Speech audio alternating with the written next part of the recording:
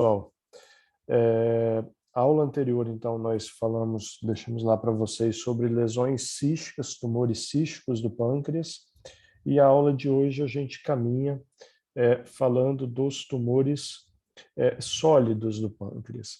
E aí aqui, ao contrário da aula anterior, em que a gente tem algumas lesões não neoplásicas, a aula de hoje ela é basicamente sobre neoplasia, sobre tumores do pâncreas, os tumores sólidos, e aí a gente vai falar um pouquinho de uma neoplasia sólido-cística também, tá? Como sempre, a gente faz uma breve revisão anatômica aqui, então, lembrando que o pâncreas é um órgão retroperitoneal de uma função mista, né, função endócrina, através da produção de hormônios, aí, glucagon, insulina e outros, e uma função exócrina, basicamente associada à produção e excreção de enzimas pancreáticas digestivas.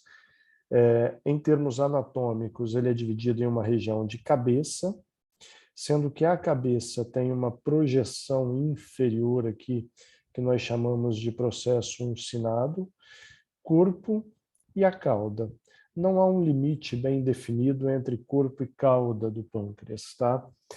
Mas os centímetros finais do pâncreas, já próximo ao hilo esplênico, a gente chama de cauda pancreática.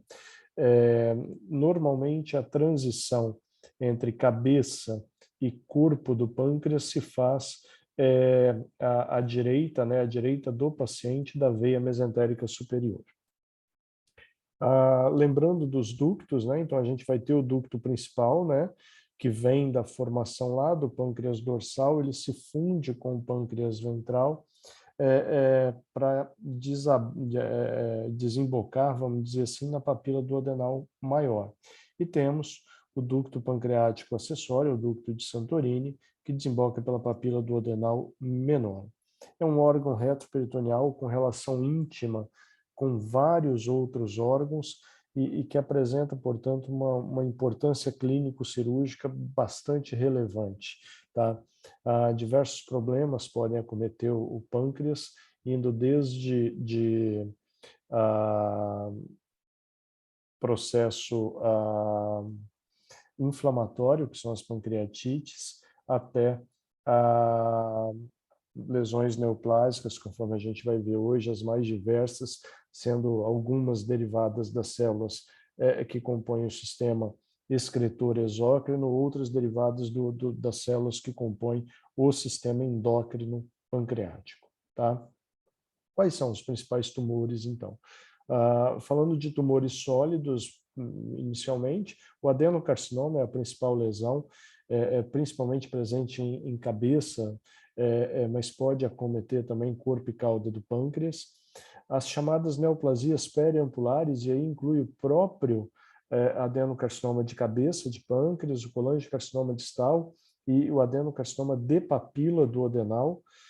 Os tumores neuroendócrinos, basicamente, os mais comuns são o insulinoma, somatostatinoma, o vipoma, glucagonoma e alguns outros bastante mais raros, tá?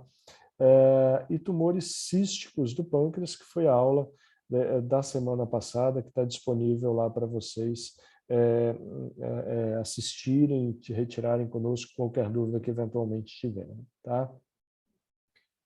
Falando especificamente do adenocarcinoma de pâncreas, né? Ele representa aí basicamente um problema de saúde pública no mundo. Estima-se que aconteçam aí de 180 a 200 mil novos casos por ano, mas representa, em termos de mortalidade, a quarta causa de morte por câncer, por exemplo, nos Estados Unidos. No Brasil, representa em torno de 2% de todos os casos de cânceres. É mais comum na cabeça do pâncreas do que no corpo e cauda, e tem origem nas células do sistema ductal pancreático, tá? Do sistema que compõe a via excretora exócrina do pâncreas, tá? Tanto é que vocês frequentemente irão encontrar como adenocarcinoma ductal pancreático. Mas adenocarcinoma pancreático é a mesma entidade, refere-se à mesma doença. É o tipo histológico mais comum de tumor maligno do pâncreas, representando aí mais de 90% dos casos, e apresenta um comportamento extremamente agressivo. São lesões, infelizmente, de prognóstico a médio e longo prazo bastante reservados. O diagnóstico geralmente é tardio, especialmente quando acomete corpo e cauda de pâncreas. Se por um lado a cirurgia para tratar uma lesão de corpo e cauda de pâncreas é mais tranquila, vamos dizer assim, do que uma cirurgia para uma lesão de cabeça de pâncreas, a, a, o diagnóstico normalmente ele é tardio, porque a lesão no corpo e cauda do pâncreas ela não causa icterícia normalmente nas fases iniciais.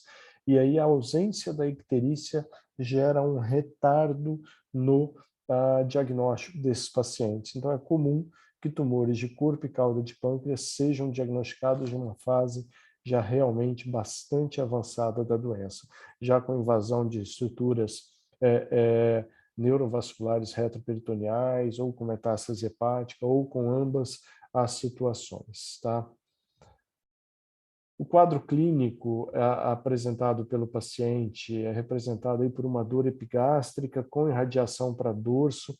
Muitas vezes é aquela dor tradicional em faixa, que a gente fala em andar superior do abdômen, mas um problema muito grande é que frequentemente os pacientes reclamam de uma dor no dorso, na transição tóraco-lombar. E por apresentar uma dor no dorso, frequentemente esses pacientes associam essa dor à coluna e procuram inicialmente um pronto-socorro pensando em dor na coluna, depois vão para um ortopedista pensando que é um problema de coluna, e quando se faz o diagnóstico, já é uma fase um pouco mais tardia. Há pouco tempo recebi no consultório, encaminhado pelo ortopedista de coluna, uma paciente que o procurou por dor na coluna. Ela dizia que era na coluna, e aí na ressonância magnética de coluna foram flagradas aí lesões hepáticas e aparentemente uma lesão pancreática, que depois a gente concluiu que era uma lesão pancreática já com metástase hepática. Então a manifestação às vezes gera uma confusão na cabeça do paciente e ele acaba fazendo um caminho que não seria o mais correto para ele. A perda ponderal é frequentemente vista.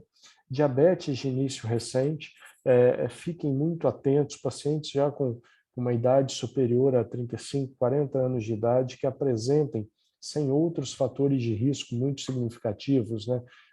A diabetes tipo 2 de início recente, que não tinha esse quadro anteriormente, que não tem uma história familiar muito marcante para diabetes, que não tem obesidade, por exemplo, como fator importante para diabetes, lembrem-se de que o adenocarcinoma pode ter um diabetes de início recente como manifestação inicial. Então, não comecem um tratamento clínico sem fazer uma imagem, por exemplo, desses pacientes, para se ter uma certeza de que não há nenhuma lesão ali pancreática. A icterícia é um sintoma muito associado à compressão da via biliar pelo tumor, pode ser compressão ou pode ser invasão mesmo da via biliar pelo tumor. Ela é vista mais frequentemente nas lesões de cabeça, especialmente aquelas próximas à via biliar, e aí eu chamo a atenção de vocês, então, que a icterícia vai estar ausente nas lesões de corpo e cauda, e algo que muita gente se esquece: o processo uncinado ele fica abaixo ali do local onde passa a via biliar no seu trajeto intrapancreático. Então, tumores de processo uncinado também comprimem a via biliar tardiamente. É comum que a gente veja imagem com massa bastante expressiva na região do processo uncinado, sem que o paciente evolua com icterícia nas fases mais precoces. Há pouco tempo vi um pai de um colega médico, infelizmente, com um quadro de dor abdominal em andar superior, irradiada para o dorso, que na tomografia a gente acabou flagrando uma lesão de processo uncinado já bastante grande, e que depois, na investigação, viu-se que ele já tinha uma pequena metástase hepática, inclusive, tornando irressecável, não irressecável, né, mas não operável esse paciente aí com intuito terapêutico, né, curativo. Obstrução duodenal pode ser vista, especialmente nessas lesões, como a que eu acabei de dizer, lesões de processo uncinado, que acabam invadindo a parede duodenal ali próximo e obstruindo ou comprimindo o duodeno. Hepatomegalia, principalmente em virtude de metástases hepáticas. Diversos fatores de risco são associados, tá? O tabagismo, friso sempre, né, um fator de risco para praticamente todas as neoplasias que a gente tem aí, as mais comuns pelo menos. Hereditariedade, então algumas doenças de características genéticas apresentam um risco elevado para a adenocarcinoma de pâncreas, aí o câncer coloretal não polipoide hereditário, que nós já vimos, né, HNPCC, síndrome de Lynch, mutações no BRCA2, né, associados eventualmente a neoplasias de mama, também associado aqui a adenocarcinoma de pâncreas, síndrome de Peutz-Jeghers, né, aquela a melanose, da manchas melânicas, na verdade, de mucosa, principalmente mucosa oral, associada aí a pólipos amartomatosos no trato digestivo, também aumenta o risco do adenocarcinoma de pâncreas, e pancreatite hereditária, especialmente autoimune, aí também apresenta um risco associado. A pancreatite crônica, que nós já vimos na aula de pancreatites também, representa um fator de risco para o desenvolvimento do adenocarcinoma de pâncreas. Diabetes tipo 2, cuidado para não confundir, né, o diabetes de início recente como consequência do adenocarcinoma e o diabetes tipo 2 a longo prazo, este aumenta o risco de adenocarcinoma de pâncreas. A obesidade é um fator de risco cada vez mais associada a diversas neoplasias, né? A obesidade hoje é encarada como uma doença crônica que necessita de tratamento. Isso a gente vai discutir um pouco mais lá na frente, em uma outra aula, só sobre esse assunto. A idade, naturalmente, com o passar dos anos, aumenta-se o risco de adenocarcinoma de pâncreas, e uma dieta, principalmente uma dieta rica em gordura e pobre em vegetais. Quanto aos fatores familiares, aqui só para vocês verem o risco relativo estimado, por exemplo, olha, na síndrome de Lynch tem o risco de 9 a 11 vezes aumentado para adenocarcinoma de pâncreas. Cadê? Na síndrome de Peutz-Jeghers, olha, 132 vezes o risco aumentado em relação à população geral, pancreatite hereditária mais de 50 vezes, enfim, diversas situações geneticamente determinadas que aumentam o risco do desenvolvimento de adenocarcinoma de pâncreas também. Tá? E os fatores, vamos dizer assim, associados, né, que não são determinados geneticamente, mas que estão associados aí, o uso do tabaco, a obesidade também atuando, diabetes, história familiar e a pancreatite crônica sendo aí um fator bastante relevante no aumento, na incidência do adenocarcinoma de pâncreas.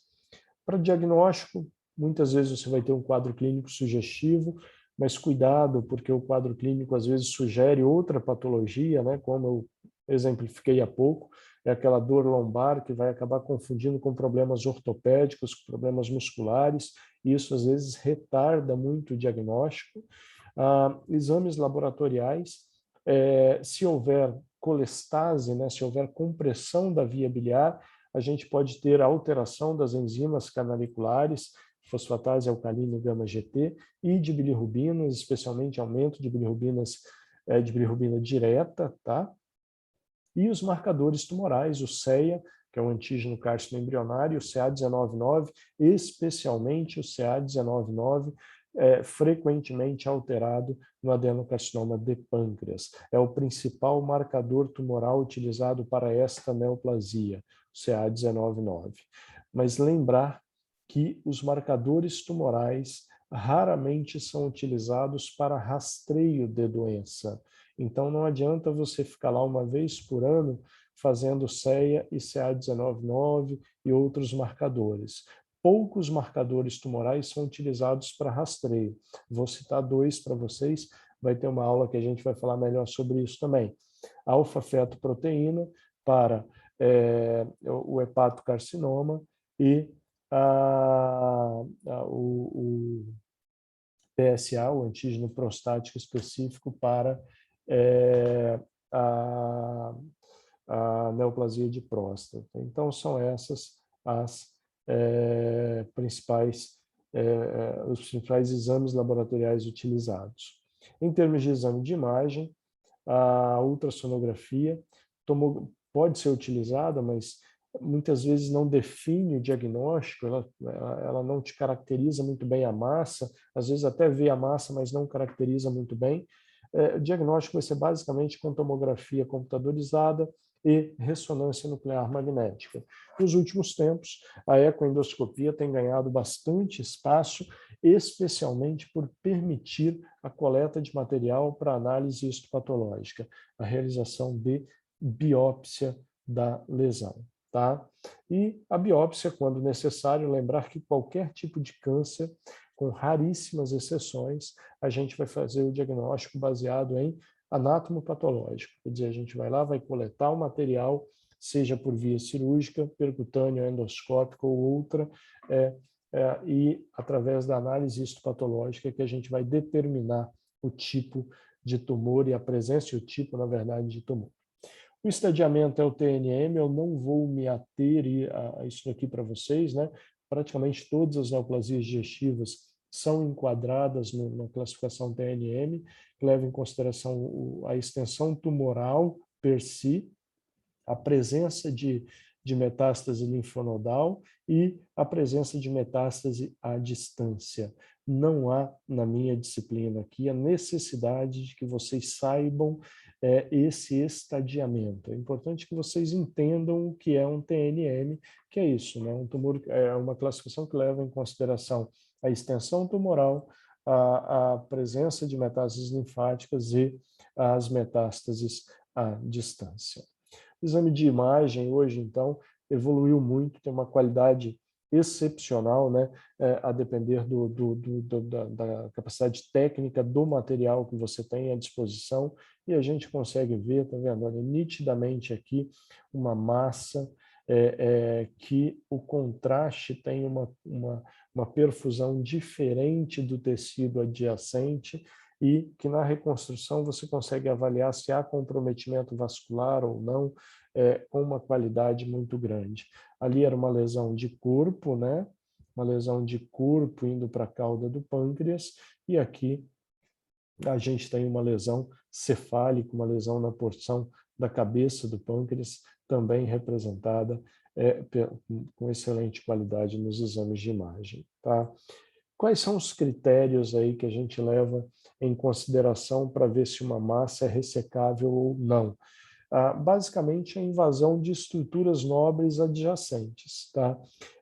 Hoje, principalmente, o tronco celíaco, tá? A artéria mesentérica superior e a artéria hepática comum. Então, se houver uma invasão, um comprometimento superior a 180 graus da parede vascular do tronco celíaco, né, da circunferência vascular do tronco celíaco, da artéria mesentérica superior, essas massas normalmente são consideradas irressecáveis. Mas isso vai variar um pouquinho dependendo da sociedade que fez essa avaliação. Então, não há também a necessidade de que vocês decorem isso daqui, só entenderem que a invasão vascular maciça, ela normalmente representa uma contraindicação à cirurgia. Tá?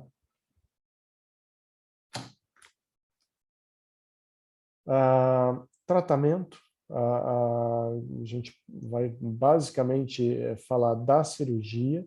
Cirurgia, infelizmente, ela tem um caráter paliativo para a maioria dos pacientes, e quando realizada, se for uma lesão localizada na cabeça do pâncreas, é a gastroduodenopancreatectomia, e quando a gente tem lesões de corpo e cauda do pâncreas, são lesões, são pancreatectomias corpo-caudais. Radioterapia e quimioterapia podem ser utilizados tanto em caráter neoadjuvante, quer dizer, antes da cirurgia, quanto como adjuvância, ou seja, após uma ressecção cirúrgica. A CPRE e drenagem transparente hepática são utilizadas basicamente para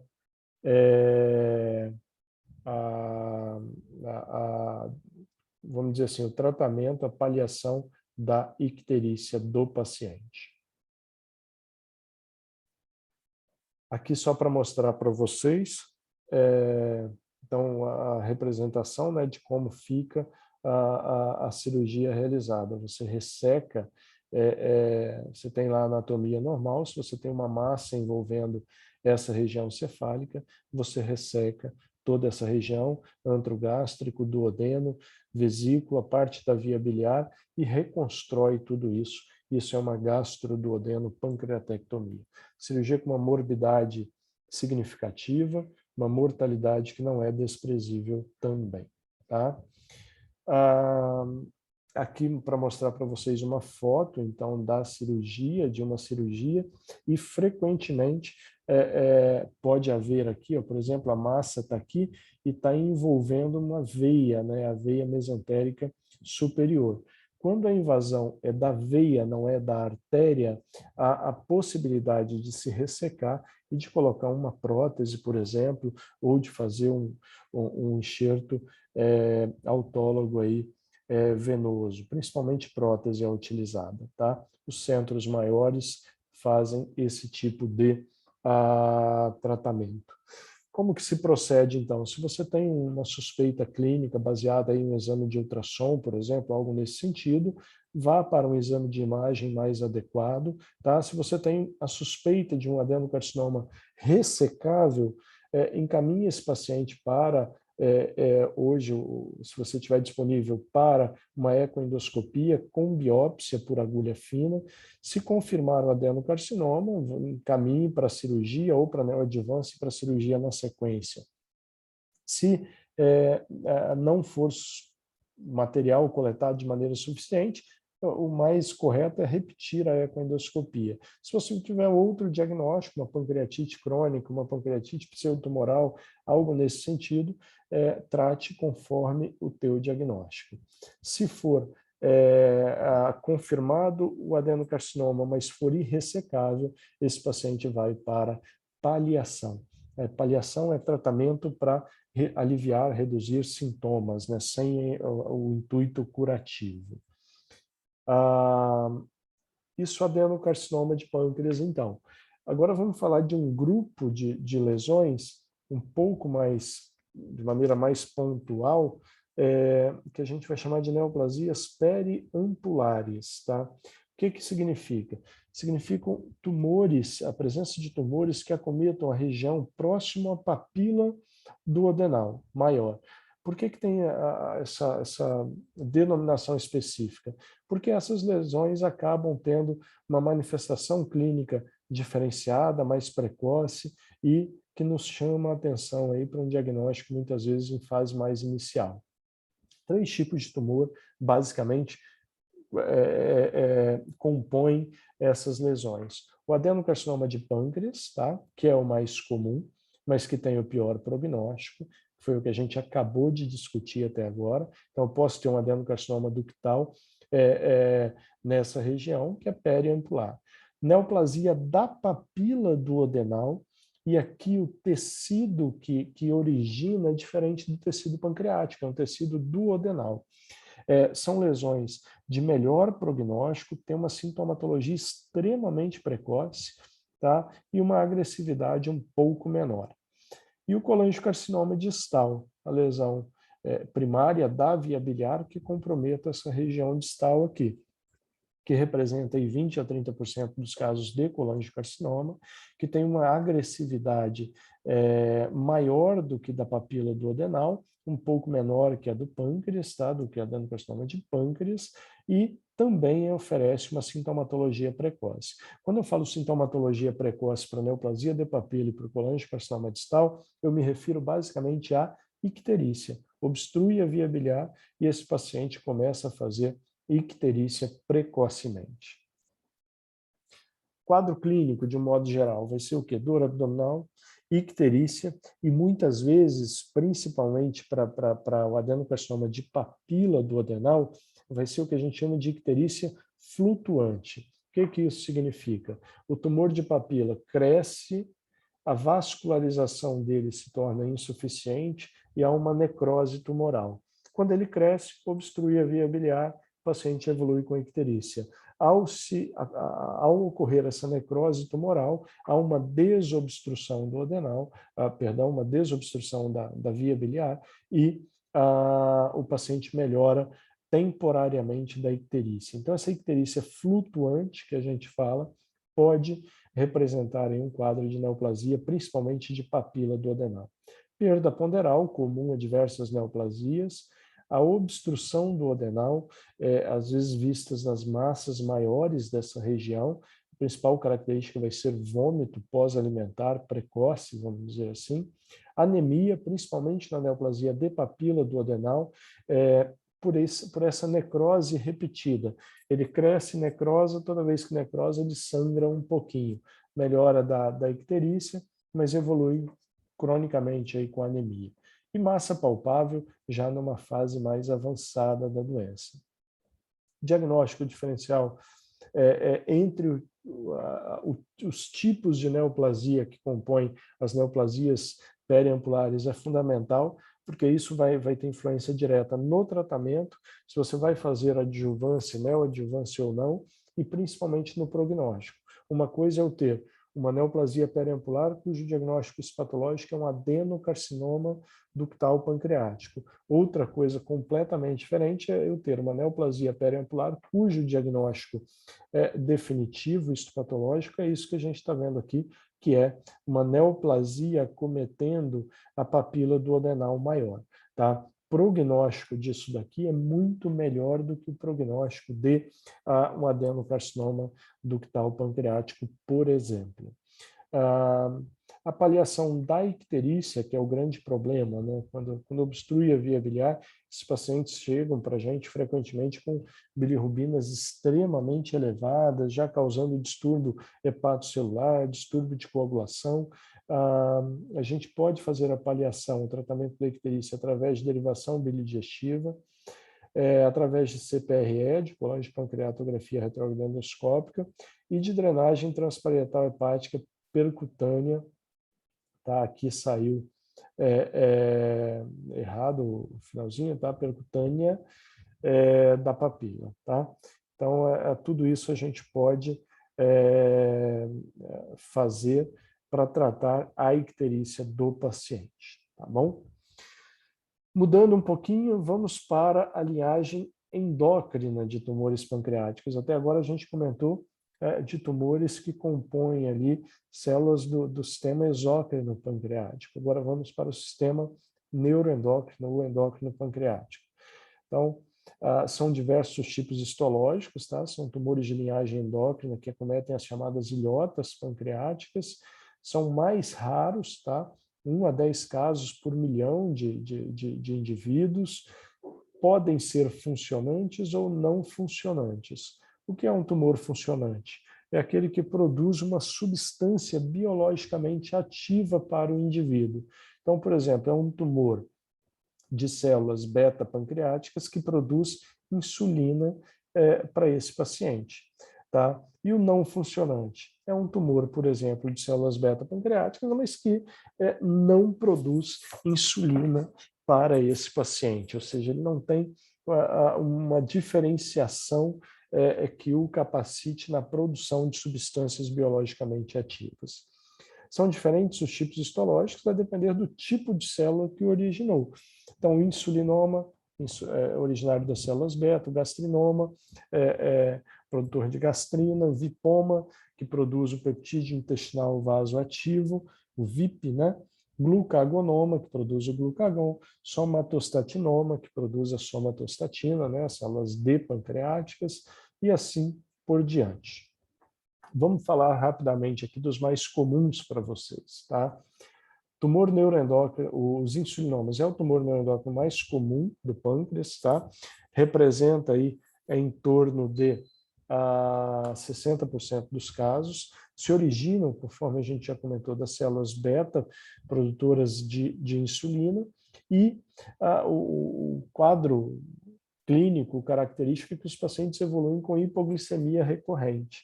E aí parece um contrassenso, né? O paciente tem um tumor e ele é obeso. Por que que isso acontece? Porque como que o leigo trata a hipoglicemia, né? Quando tem alguém numa fila lá esperando alguma coisa e a pessoa está se sentindo mal,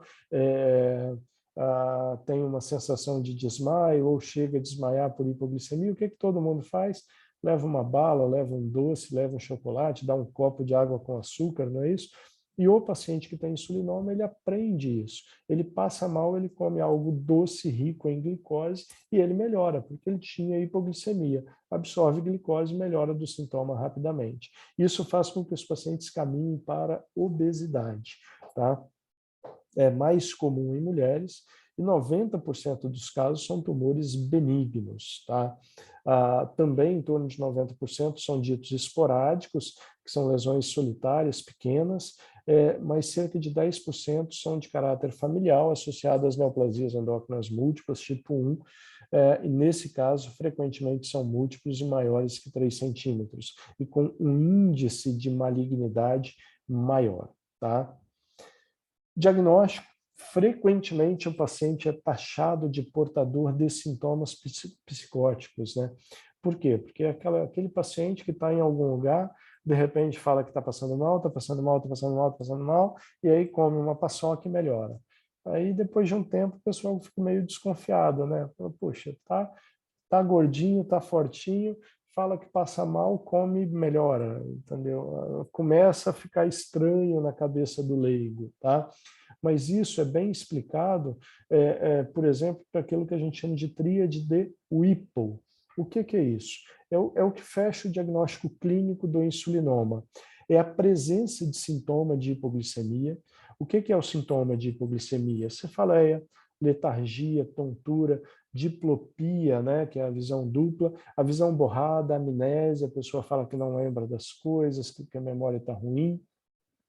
E aí, durante os episódios de sintomáticos de hipoglicemia, você realiza um exame laboratorial e percebe-se que a glicemia de fato se encontra baixa, abaixo de 45 aí é o padrão utilizado.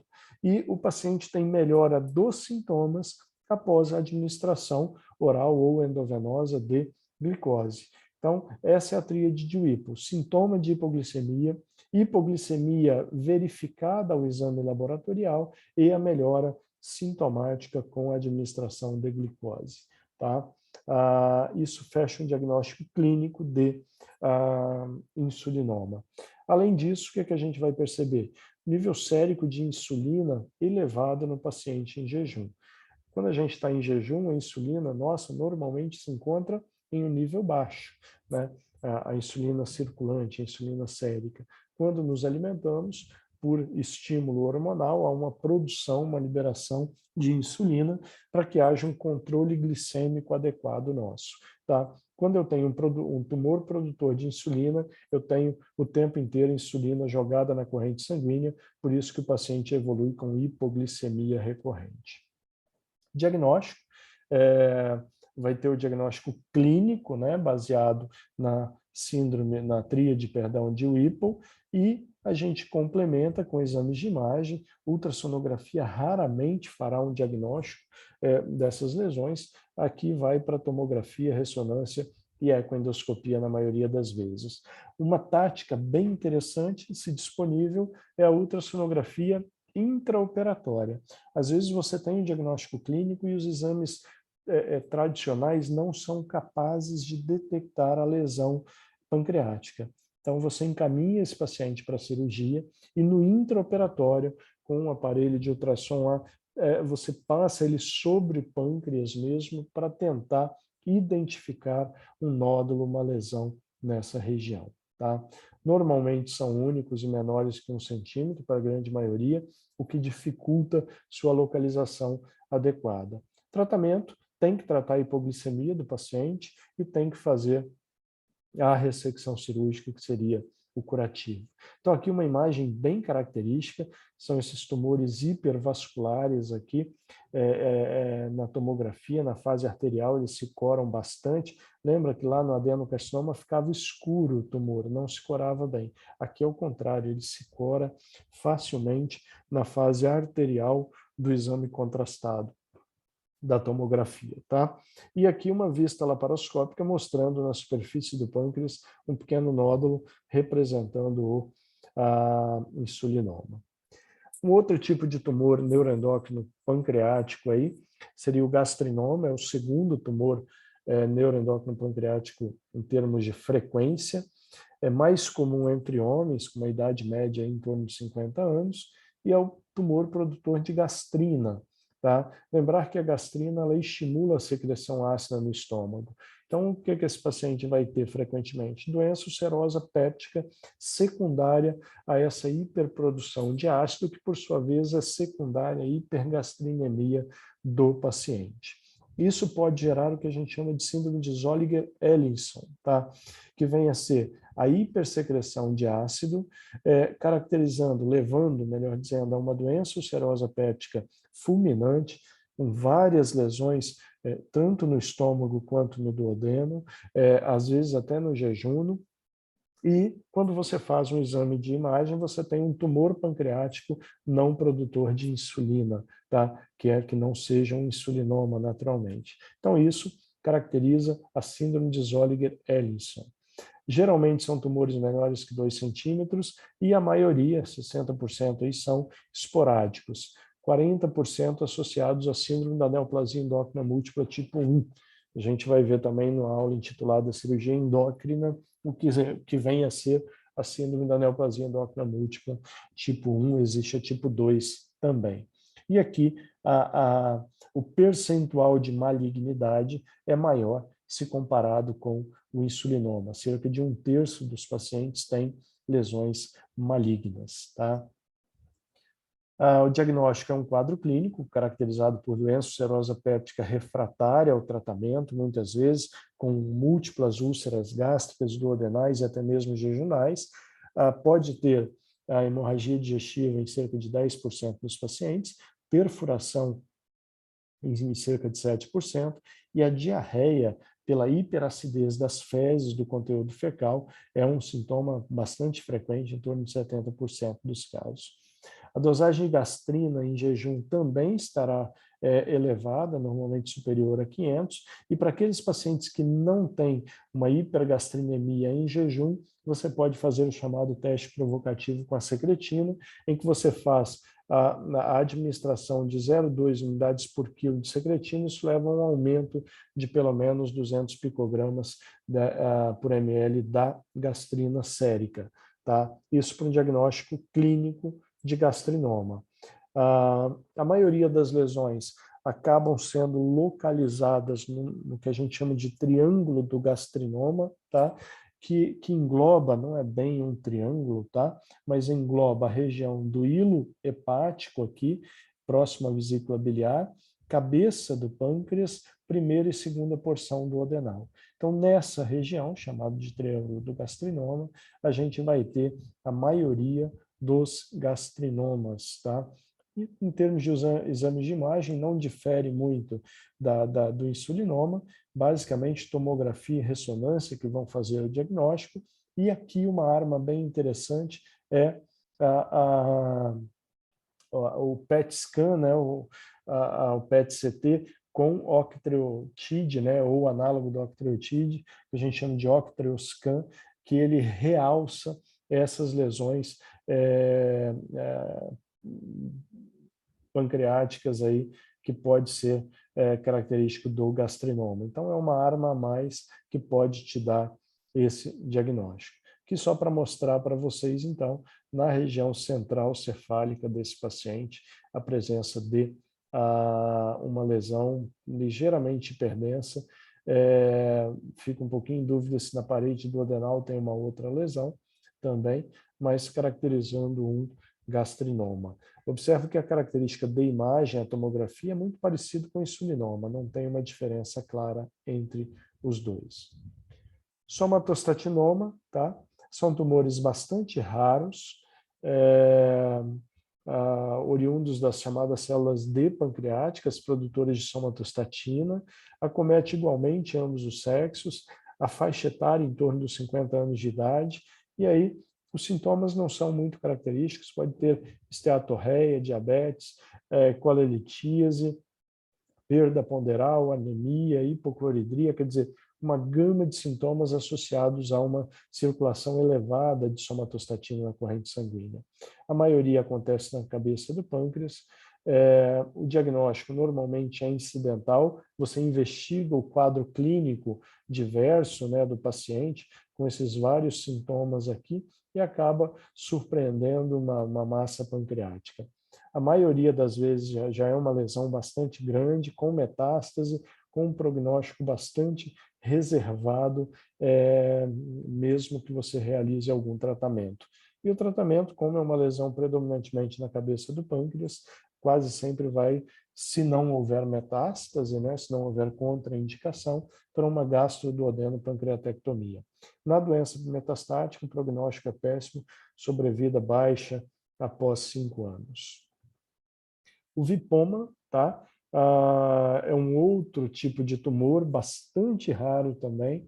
Aqui a gente está falando dos tumores raros entre os tumores raros de pâncreas, quer dizer, é algo que dificilmente vocês verão na prática clínica de vocês. Só para exemplificar, de todos esses que eu falei até agora, dos tumores neuroendócrinos, o único que eu, já com algum tempo de estrada, aí, já encontrei, já participei do tratamento, é o insulinoma. Dos outros, nunca fiz nenhum diagnóstico, nunca participei do tratamento de nenhum desses outros tumores, tá? Então, o vipoma é bastante raro, é oriundo das células produtoras do peptídeo intestinal vasoativo, chamado VIP, né? Por isso o nome, vipoma. E a característica clínica é o que a gente chama de síndrome de Werner-Morrison, o que vem a ser uma diarreia aquosa exuberante, diarreia mesmo, tá? O paciente tem ali evacuação de litros de conteúdo aquoso por dia, tem altos níveis de VIP na corrente sanguínea quando você dosa e a presença de um tumor pancreático identificável aos exames de imagem.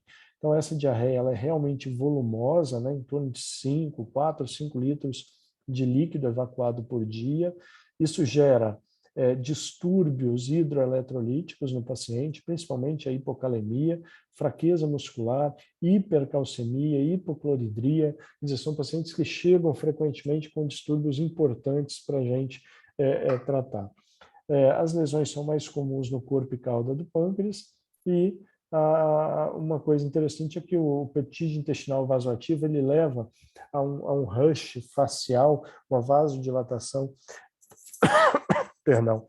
facial característica. Aquele paciente que está desidratado e você olha para ele, às vezes a bochecha está meio avermelhada ali, parece que ele é um paciente que está menos comprometido do ponto de vista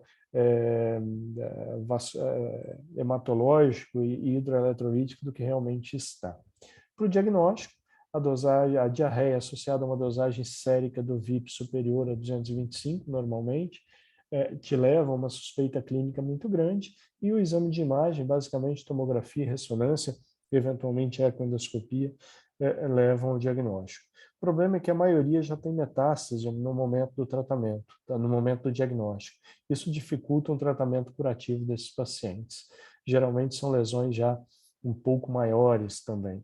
E o tratamento, a primeira coisa a se fazer é corrigir os distúrbios hidroeletrolíticos, né? Você tem que hidratar esse paciente. A octreotide ou análogo do octreotide leva a uma melhora sintomática importante, então você consegue controlar um pouco melhor a diarreia, e a ressecção cirúrgica acaba sendo a única opção curativa.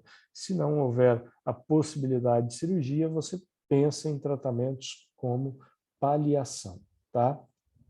Um outro tipo de tumor, naturalmente também bastante raro, é o glucagonoma. São raros e geralmente lesões grandes no momento do diagnóstico, tumores chegando até 10 centímetros aí, predominando em corpo e cauda do pâncreas. É o tumor originário das células alfa-pancreáticas, né, produtora de glucagon, e a principal característica é o que a gente chama de a presença do eritema migratório necrolítico, que são essas lesões cutâneas que o paciente vem apresentar. Pode ter diabetes também, perda ponderal, como aqui representado, anemia, estomatite, glossite, tromboembolia, é frequentemente visto também. Tá? E uma coisa interessante é que esse eritema ele é em virtude da deficiência de aminoácidos que esses pacientes apresentam. E se você faz uma nutrição parenteral, um acesso venoso e uma nutrição pela veia, ele reverte completamente em um período curto de tempo. Então, isso é uma característica marcante. A suspeita clínica para o diagnóstico ela é importante, mas é uma coisa muito rara, de forma que a chance de vocês esbarrarem com um tumor desse ao longo da vida de vocês na prática clínica é bastante improvável, né? Bastante baixa. A dosagem sérica do glucagon vai estar alterada e os exames de imagem trazem lá a presença de uma massa em corpo e cauda de pâncreas na maioria das vezes. O tratamento requer controle das complicações aí, sejam elas nutricionais, metabólicas e as lesões de pele. Lembrar que a nutrição parenteral tem um papel preponderante aí nesses casos, e a ressecção do tumor primário e das metástases, caso existam aí metástases, ela é importante até mesmo para a melhora da qualidade de vida do paciente, sempre associado a um suporte nutricional adequado, tá?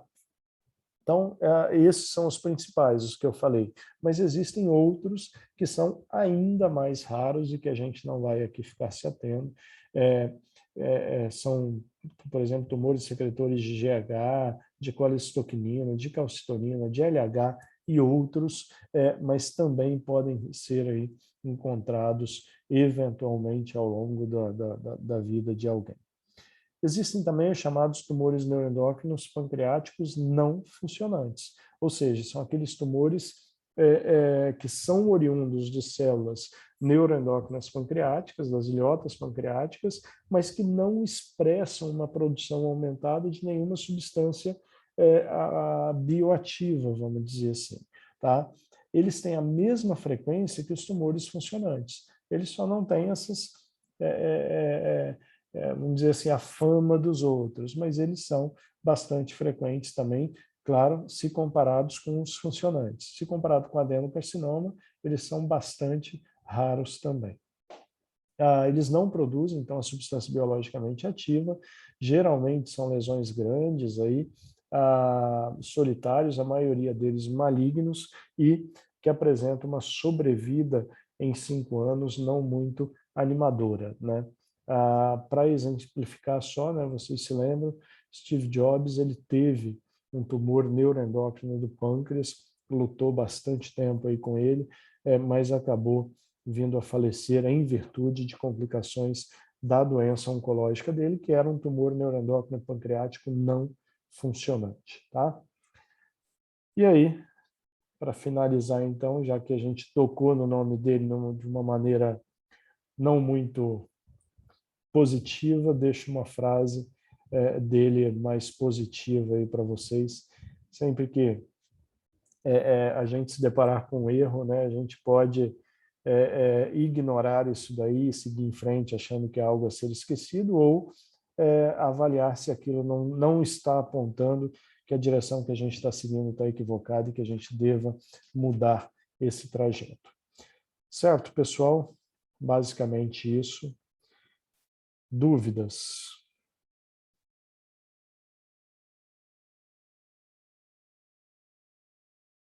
Deixa eu abrir aqui o chat, ver se tem alguma dúvida.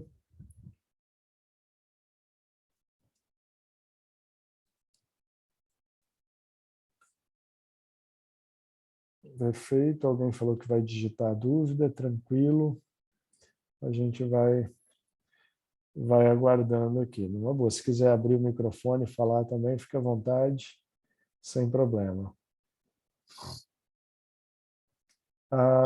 Cadê? Não... Professor, Pode falar. pode falar. Então, alguém colocou que não acompanha a relação da prevalência do adenocarcinoma na cabeça do pâncreas. Ele é mais comum na cabeça do pâncreas, o adenocarcinoma, do que no corpo e cauda, mas ele pode acometer qualquer segmento do pâncreas.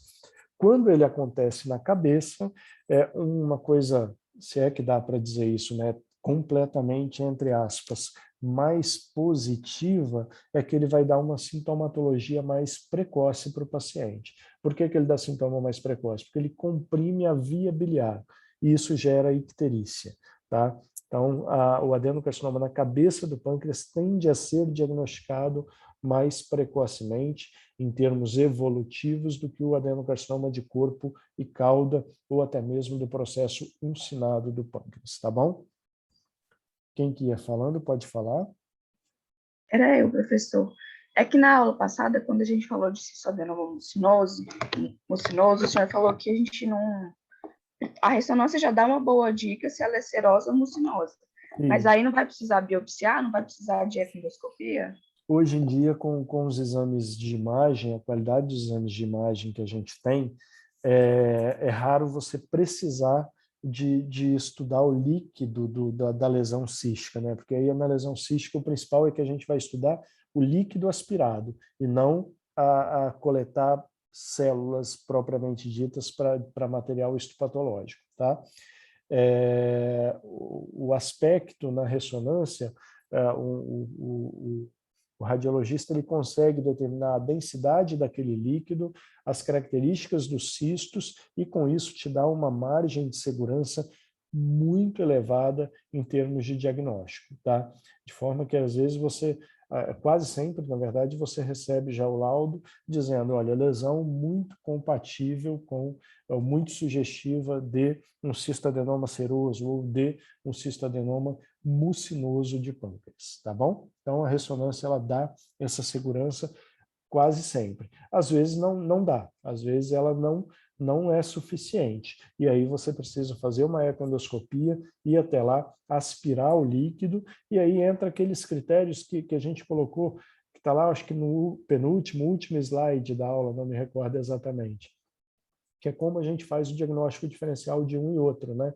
Então, assim, do seroso para o mucinoso, basicamente o que eu vou ver de diferente? No seroso, saia baixo, no mucinoso, saia elevado do líquido aspirado, tá? Não é da corrente sanguínea, não, é do líquido aspirado. No mucinoso, presença de mucina. No seroso, não vai ter a presença de mucina, né?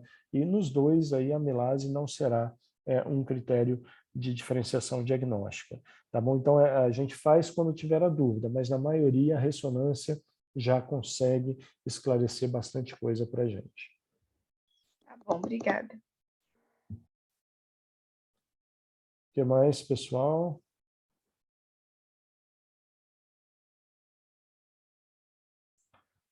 Perfeito.